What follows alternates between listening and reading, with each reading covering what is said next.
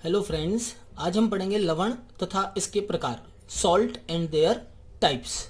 लवण, last topic हमने पढ़ा था अम्ल क्या होता है और क्षार क्या होता है। ठीक है। अब अम्ल और क्षार की जब आपस में अभिक्रिया होती है तो लवण और जल का निर्माण होता है। इस अभिक्रिया को अपन उदासीनीकरण अभिक्रिया कहते हैं।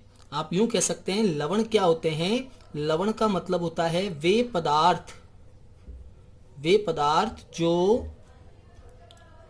अम्ल तथा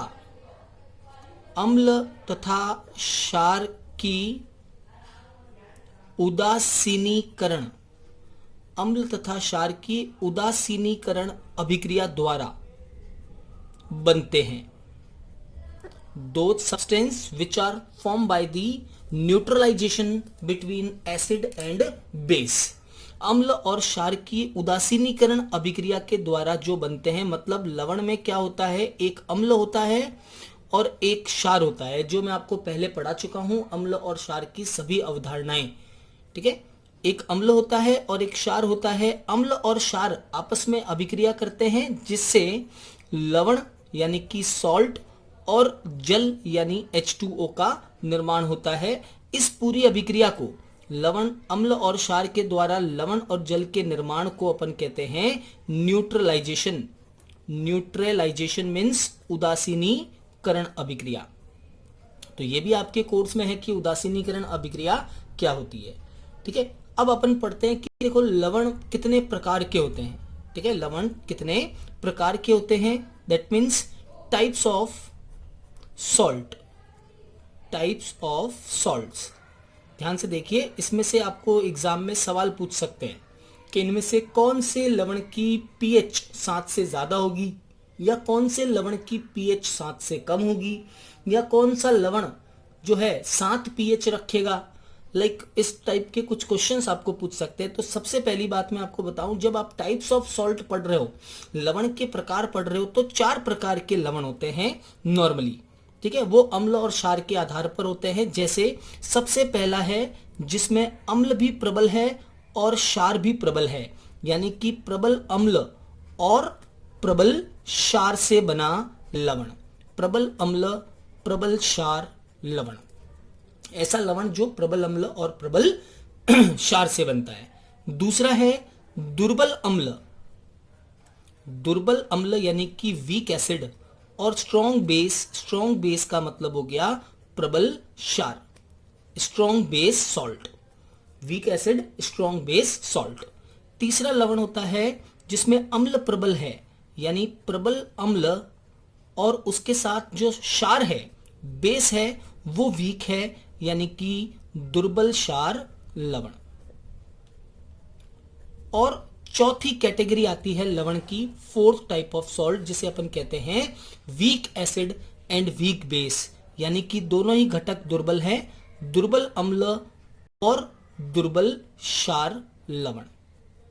दुर्बल अम्ल और दुर्बल क्षार लवण। ठीक है, 4 प्रकार के लवण होते हैं। ध्यान से देखना, इनको पढ़ने से पहले मैं आपको इनकी ट्रिक बताता हूं कि आप इनके एग्जाम्पल को कैसे फाइंड करेंगे, तो या इनके एग्जाम्पल्स को कैसे बनाएंगे। तो आपको ये 4 बातें याद रखनी है कि कौन कौन से अम्ल दुर्बल होते हैं, कौन कौन से क्षार दुर्बल होते हैं, कौन से अम्ल प्रबल होते हैं और कौन से क्षार प्रबल होते हैं। तो सबसे पहली बात, strong acid. Strong acid means प्रबल अम्ल। कौन से अम्ल प्रबल होते हैं, तो आप कुछ एग्जाम्पल याद रखिएगा, जैसे कि HCl, या जैसे H2SO4, जैसे HNO3, नाइट्रिक अम्ल, या परक्लोरिक अम्ल HClO4। ये प्रबल अम्लों के उदाहरण हैं जो आप थोड़ा दिमाग में रखना कि इन्हें अपन प्रबल अम्ल कहेंगे। ठीक है। दुर्बल अम्ल, दुर्बल अम्ल मीन्स वीक एसिड। कौन कौन से अम्ल दुर्बल होते हैं, तो उसके भी कुछ एग्जाम्पल हैं स्पेसिफाई जो आपको याद रखने हैं। दुर्बल अम्ल में आता है CH3COOH, एसिटिक अम्ल या फॉर्मिक अम्ल। फॉर्मिक अम्ल जो लाल चींटियों से प्राप्त होता है, एसिटिक अम्ल जो विनेगर, सिरके से प्राप्त होता है। इसी तरह से HCN, हाइड्रोजन साइनाइड, एक दुर्बल अम्ल होता है।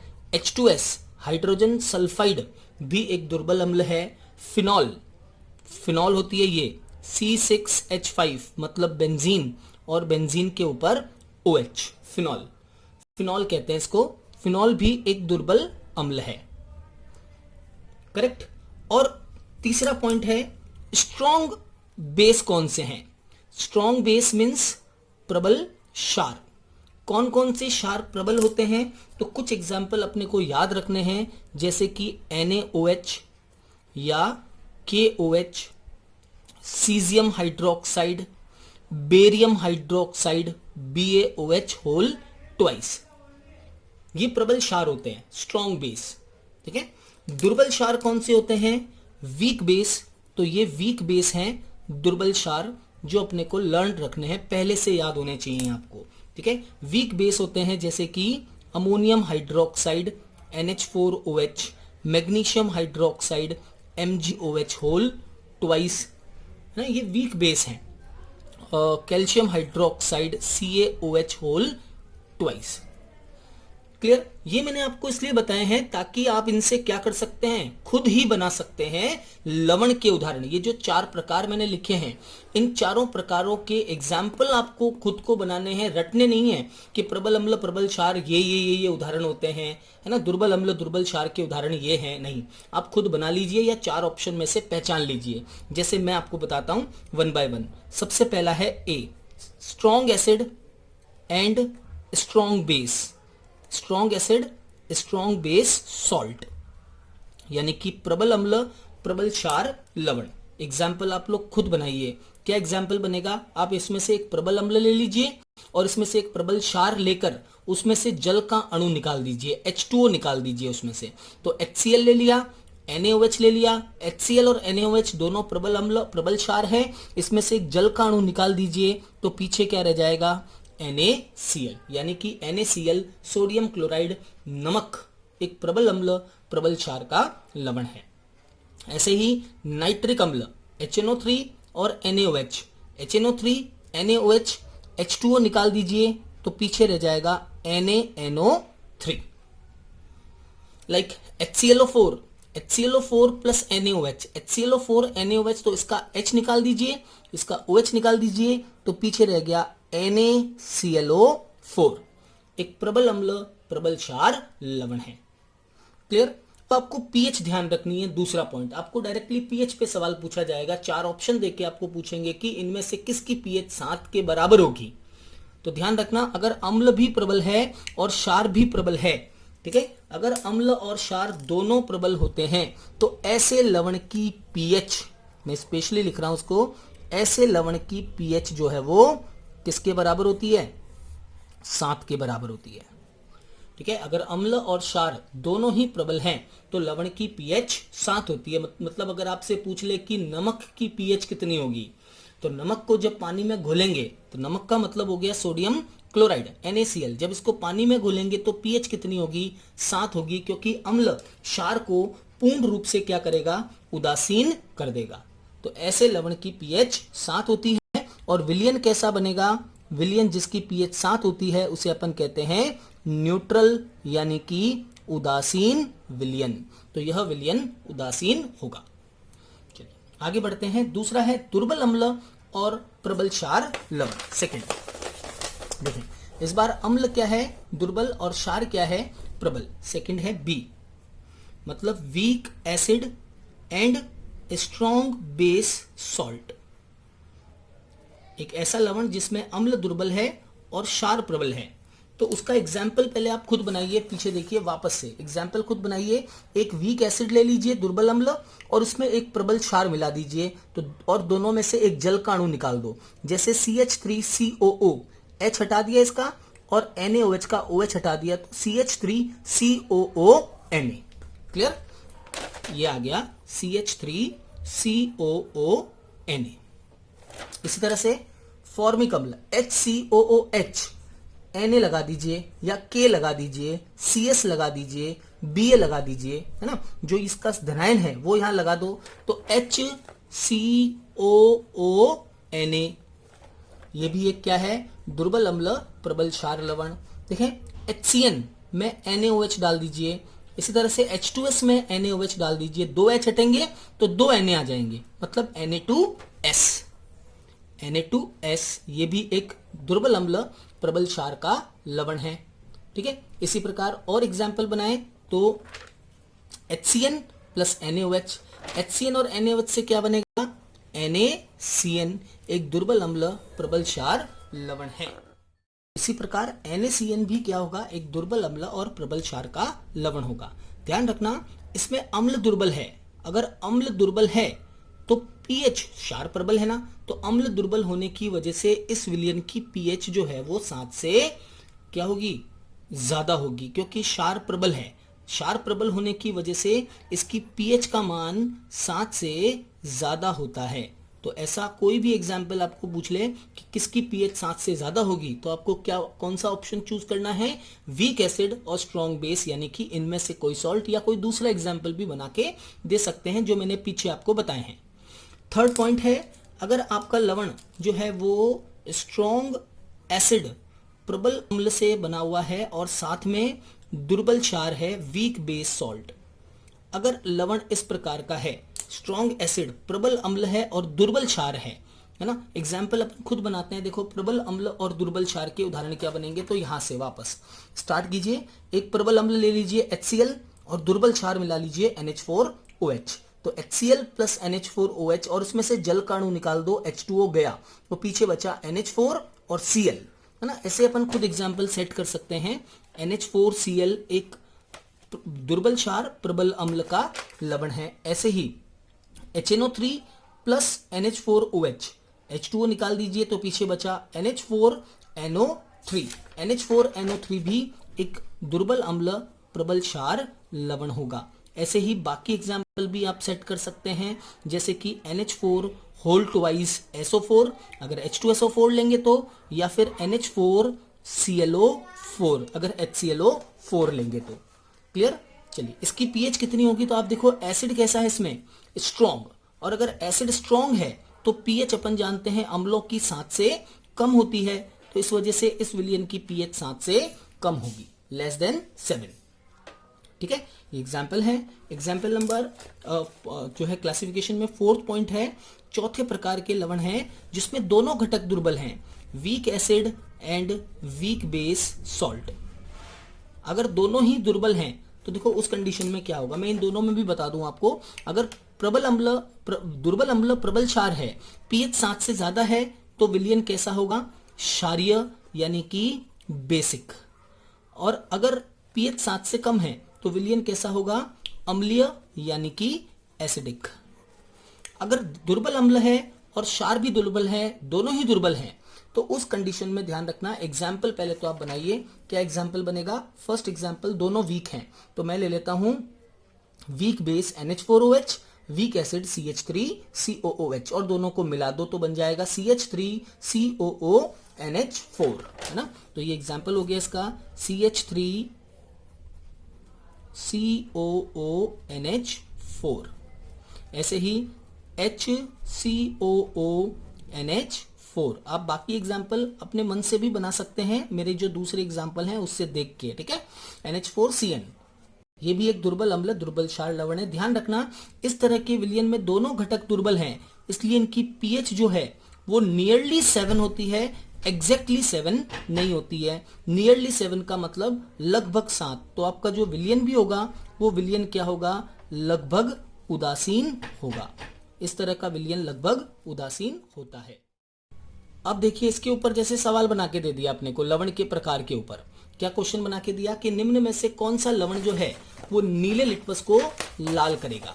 ठीक है, क्वेश्चन दे दिया अपने को, निम्न में से कौन सा लवण, निम्न में से कौन सा लवण, विच सॉल्ट, कौन सा लवण नीले लिटमस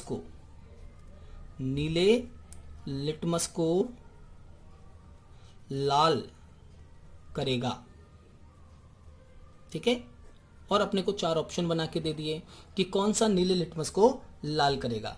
पहला ऑप्शन है A NH4Cl अमोनियम क्लोराइड, दूसरा ऑप्शन है B CH3COONH4, तीसरा उदाहरण या तीसरा जो है ऑप्शन है अपने पास,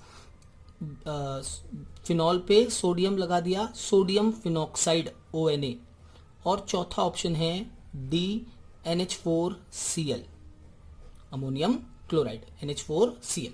ठीक है, अब आपको फाइंड करना है कि इनमें से कौन सा जो है वो ब्लू लिटमस को रेड करेगा, नीले लिटमस को लाल करेगा। तो इसका मतलब आपको क्या फाइंड करना है, नीला लिटमस लाल हो रहा है मतलब विलयन अम्लीय है, तो कौन सा लवण अम्लीय लवण है। आप इनको सबको तोड़ के देख लीजिए, जिसमें प्रबल अम्ल होगा वो वाला जो है लवण आपका नीले लिटमस को लाल करेगा। जैसे NH4Cl, तो NH4Cl को अगर मैं तोड़ूंगा तो बनेगा NH4OH और साथ में बनेगा HCl। ठीक है, NH4OH और HCl, मैंने 2 बार लिख दिया NH4Cl NH4Cl, है ना। तो यहां मैं ले लेता हूं NH4OH कर देते हैं इसको, चलो NH4OH क्षार कर देते हैं इसको। ठीक है, अब कौन सा नीले लिटमस को लाल करेगा, तो नीले लिटमस को लाल करने वाला होता है अम्लीय, और ये तो है क्षार NH4OH, ये करेगा नहीं। ठीक है, इसको अगर मैं तोड़ूंगा तो फिनॉल बनेगी और NaOH बनेगा। NaOH प्रबल क्षार होता है तो ये भी नहीं कर पाएगा क्योंकि क्षारीय विलयन नहीं, अपने को अम्लीय विलयन देखना है। इसको अगर मैं तोड़ूंगा तो दोनों दुर्बल बनेंगे, CH3COOH और NH4OH। विलयन की pH लगभग 7 होगी, विलयन उदासीन होगा। और इसको मैं अगर तोड़ूंगा तो NH4OH के साथ में क्या बनेगा, NH4OH के साथ में बनेगा HCl, और HCl कैसा है, प्रबल अम्ल, और प्रबल अम्ल होने की वजह से ये नीले लिटमस को लाल करेगा। आगे बात समझ में। तो ये था लवण क्या होते हैं और लवण जो है वो कितने प्रकार के होते हैं। तो 4 प्रकार के होते हैं, अम्ल और क्षारों के आधार पर लवण। अब देखते हैं लवण का वर्गीकरण, क्लासिफिकेशन ऑफ सॉल्ट। लवण का वर्गीकरण, क्लासिफिकेशन। ठीक है, क्लासिफिकेशन ऑफ सॉल्ट।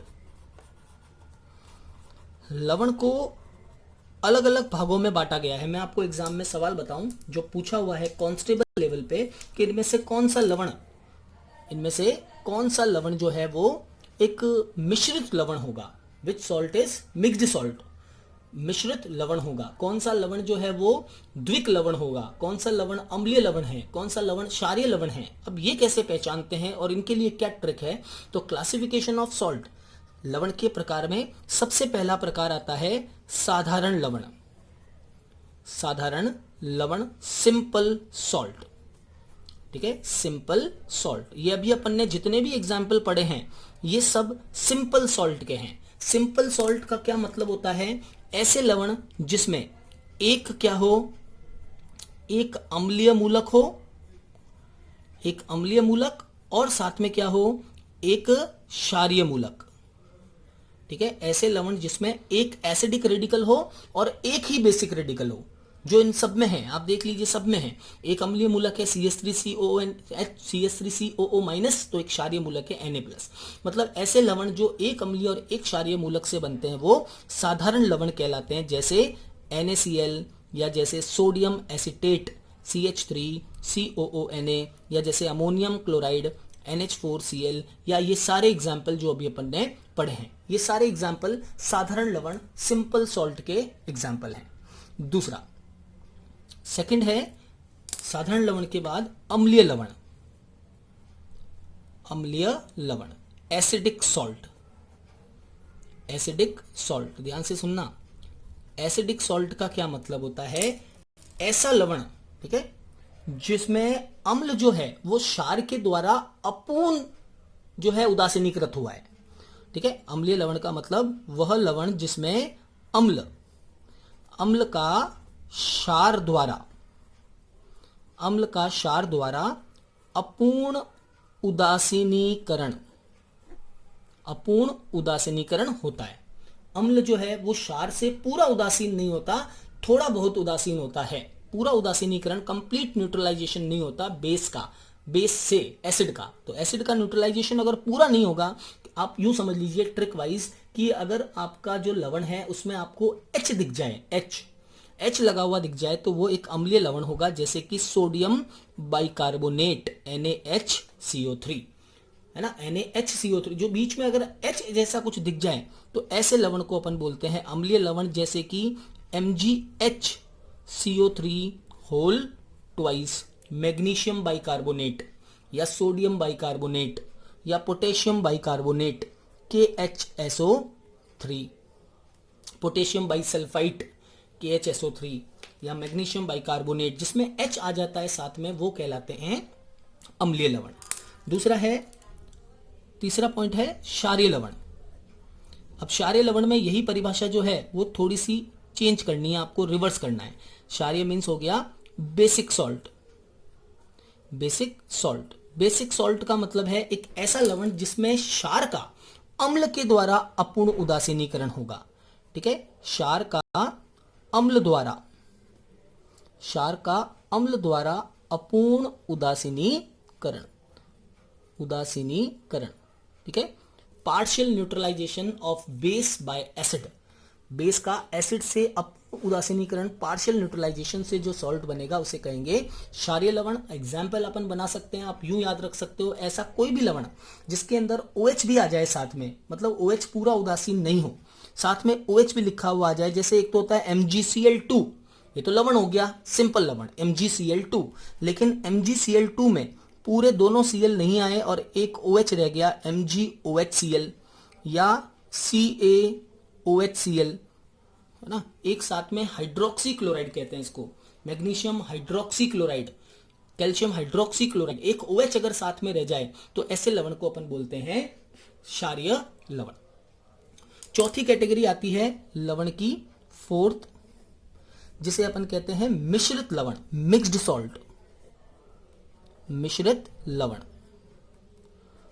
लवण मीन्स मिक्स्ड सॉल्ट।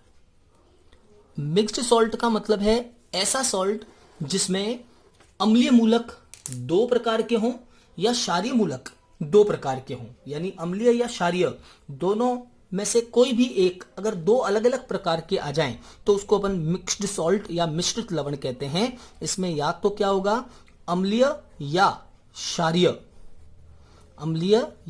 क्षारीय मूलक भिन्न प्रकार के होंगे। ठीक है, अम्लीय मूलक या क्षारीय मूलक भिन्न भिन्न प्रकार के होंगे, मतलब एक से ज्यादा अम्लीय मूलक आ गए, जैसे सोडियम भी आ गया, पोटेशियम भी आ गया, है ना, सोडियम भी आ गया, पोटेशियम भी आ गया, Na दोनों एक साथ आ गए, तो ऐसे लवण को अपन बोलते हैं मिक्स्ड सॉल्ट। और यही एग्जाम्पल कांस्टेबल लेवल पे पूछा हुआ है कि ब्लीचिंग पाउडर किस प्रकार का सॉल्ट है। ब्लीचिंग पाउडर होता है CaOCl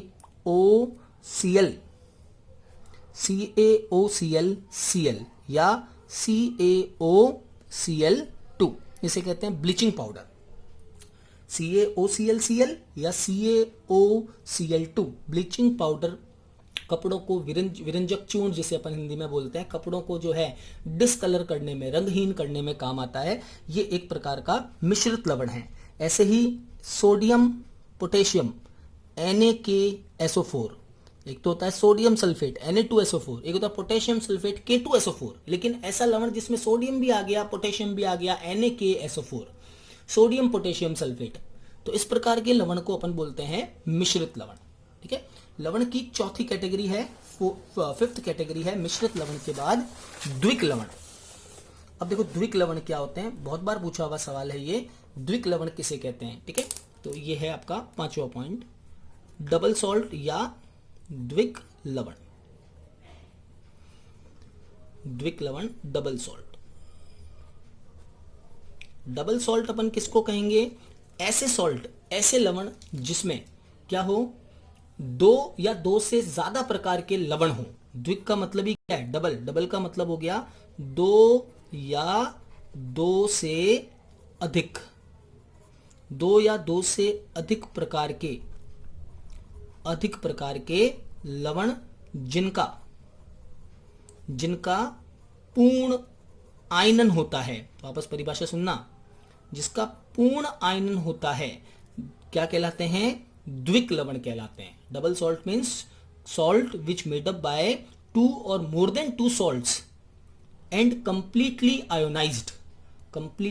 आयोनाइज्ड, जिसका पूर्ण रूप से आयनन होता है, मतलब जो पूरे आयनों में टूट जाते हैं, उसे अपन बोलते हैं द्विक लवण। इसका सबसे बेस्ट एग्जांपल है पोटास एलम। पोटास एलम जिसे अपन हिंदी में फिटकरी कहते हैं। फिटकरी किस प्रकार का सॉल्ट है, तो फिटकरी एक द्विक लवण है, डबल सॉल्ट है, जिसका रासायनिक सूत्र होता है K2SO4 dot Al2SO4 whole thrice dot 24H2O। ये फिटकरी का रासायनिक सूत्र है और आपके लिए इंपॉर्टेंट सवाल भी है। ये एग्जाम में पूछ सकते हैं कि फिटकरी को अगर पानी में घोला जाए तो इससे कितने आयनों का निर्माण होगा, कितने प्रकार के आयन बनेंगे। तो कितने आयन बनेंगे, एक K प्लस बनेगा, एक SO4-2 बनेगा। भाई मैं इसको अगर पानी में डिजोल्व करूंगा तो K प्लस बनाएगा, SO4-2 बनाएगा और Al+3 बनाएगा। मतलब 3 प्रकार के आयन बनेंगे। और दूसरा सवाल, फिटकरी में कितने क्रिस्टलीय जल के अणु होते हैं। ये ध्यान रखना, ये जब आगे ये डॉट लगा के H2O लिखते हैं ना, इनको बोलते हैं क्रिस्टलाइन वाटर। क्रिस्टलाइन वाटर मतलब क्रिस्टलीय जल। क्रिस्टलीय जल क्या होते हैं, क्रिस्टल के अंदर जो खाली स्थान होते हैं, उन खाली स्थान में जो जल के अणु जाकर समा जाते हैं उन्हें अपन बोलते हैं क्रिस्टलाइन वाटर, क्रिस्टलीय जल। तो फिटकरी में क्रिस्टलीय जलों की संख्या 24 होती है। इसी प्रकार से एक और द्विक लवण का एग्जाम्पल है जिसे अपन बोलते हैं कार्डनेलाइट। कार्डनेलाइट सीमेंट में मिलाया जाता है। इसका रासायनिक सूत्र होता है कार्डनेलाइट का KCl.MgCl2.6H2O। इसमें 2 प्रकार के लवण हैं, एक पोटेशियम क्लोराइड, एक मैग्नीशियम क्लोराइड और 6 जल के अणु हैं क्रिस्टलीय रूप में। इसी तरह से एक सॉल्ट और होता है जिसे अपन कहते हैं मोहर लवण, मोहर सॉल्ट। मोहर लवण का रासायनिक सूत्र लिखिए तो FeSO4.NH4 whole twice SO4 ferrous sulphate dot ammonium sulphate dot 6H2O।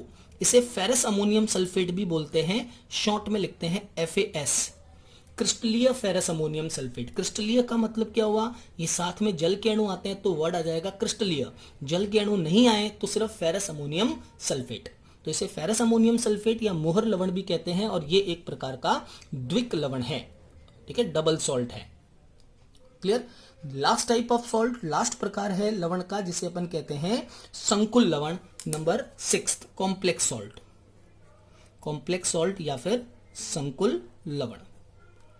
संकुल लवण का क्या मतलब है, ऐसे लवण, कॉम्प्लेक्स सॉल्ट का मतलब होता है ऐसे लवण जो 2 लवण से मिलकर बने होते हैं। मतलब देखो आप ऊपर वाली परिभाषा ही सेम आ रही है, जो 2 लवण से मिलकर बने होते हैं, लेकिन यहां पर तो क्या था, द्विक लवण में पूर्ण आयनन हो जाता है, लेकिन संकुल लवण वो होते हैं जिनका पूर्ण आयनन नहीं होता है। तो संकुल लवण का मतलब जो 2 लवण से मिलकर बने होते हैं, मतलब इसमें भी 2 लवण से मिलकर बने होते हैं, 2 लवण से मिलकर बने अणु या लवण, लेकिन कंडीशन क्या है, जिनका क्या ना हो, जिनका पूर्ण आयनन, कंप्लीट न्यूट्रलाइजेशन आयनन नहीं होता है।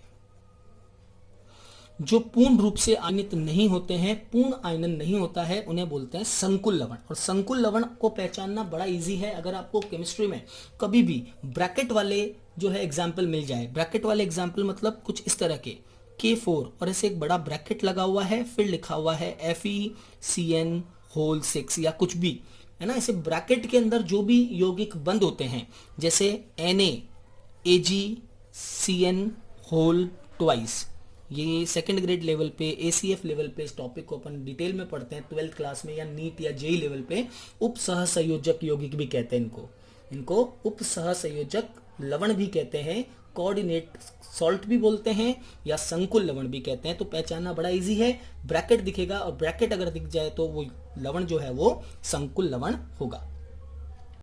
ठीक है। अब एक लवण के, तो मैंने आपको बताया कि लवण क्या होते हैं, लवण कितने प्रकार के होते हैं, उनकी पीएच कैसे निर्धारित करते हैं और लवण का वर्गीकरण क्या है। एक सवाल आपको मैं जरूर बताऊंगा लवण के ऊपर, अगर एग्जाम में पूछे तो चालकता के बारे में। जैसे एग्जाम में कुछ सवाल पूछ लिया आपसे कि निम्न में से किस लवण की चालकता, कंडक्टेंस, चालकता सर्वाधिक होगी, किस लवण की चालकता सर्वाधिक होगी, which salt has the highest conductance, किसकी चालकता सर्वाधिक है। और उसके लिए अपने को एग्जाम्पल बना के दे दिए, जैसे कि कुछ ऐसे एग्जाम्पल बना के दिए हैं, CONH3 होल 6 Cl3। दूसरा एग्जाम्पल है CONH2 NH3 होल 5 Cl2। तीसरा एग्जाम्पल है CONH3 होल 4 Cl2 ब्रैकेट के बाहर Cl1। और चौथा है CONH3 होल थ्राइस Cl3। इनमें से कौन सा लवण सर्वाधिक चालकता रखेगा? तो आप ध्यान रखना किस लवण की चालकता ज्यादा होती है। तो मैं आपको एक सिंपल ट्रिक बताऊं, आपको ये देखना है कि जिसमें आयनों की संख्या, ऐसा कोई भी लवण जिसमें आयनों की संख्या, नंबर ऑफ आयन्स ज्यादा होते हैं, उसकी चालकता ज्यादा होती है। नंबर ऑफ आयन्स ज्यादा होना मतलब चालकता का ज्यादा होना। जो जितने ज्यादा आयन रखेगा उसकी चालकता उतनी ही ज्यादा होगी, कंडक्टेंस। तो अभी आप ध्यान रखना, जो ब्रैकेट के बाहर है सिर्फ वो ही आयन बनाते हैं, जो ब्रैकेट के अंदर है वो आयन नहीं बनाते हैं। यही उपसहसंयोजक यौगिकों की खासियत होती है। तो जैसे ये ब्रैकेट है तो ये ब्रैकेट नहीं टूटता है, यानी ये पूरा ब्रैकेट क्या हो गया, एक आयन, और बाहर कितने Cl हैं, 3 Cl हैं। इसका मतलब कुल आयन कितने हुए, 4। इसी तरह से इसमें भी ये पूरा ब्रैकेट तो हो गया एक आयन, बाहर 2 Cl हैं, तो टोटल आयन कितने बने, 3। इसमें पूरा ब्रैकेट एक आयन हो गया, बाहर एक Cl है, टोटल Cl की संख्या 2। और इसमें पूरा ब्रैकेट ही है तो ये आयन नहीं बनाएगा, एक अणु के रूप में ही रहेगा। इसमें आयनों की संख्या है 0। तो जिसमें आयन सबसे ज्यादा होते हैं उसकी चालकता सबसे ज्यादा होती है। तो सबसे ज्यादा चालकता रखेगा first option CONH3 whole 6 Cl3। Is that clear? तो ये तो थे लवण और लवण के प्रकार। इन लवणों का उपयोग क्या है ये अपन आगे पढ़ेंगे। केमिस्ट्री या केमिकल्स अराउंड अस, यौगिक जो अपने आसपास हैं, रसायन जो अपने आसपास हैं, उनका यूज क्या है, उनके नाम क्या है, ये अपन आगे के चैप्टर्स में पढ़ेंगे। आज के लिए इतना ही। Thank you very much.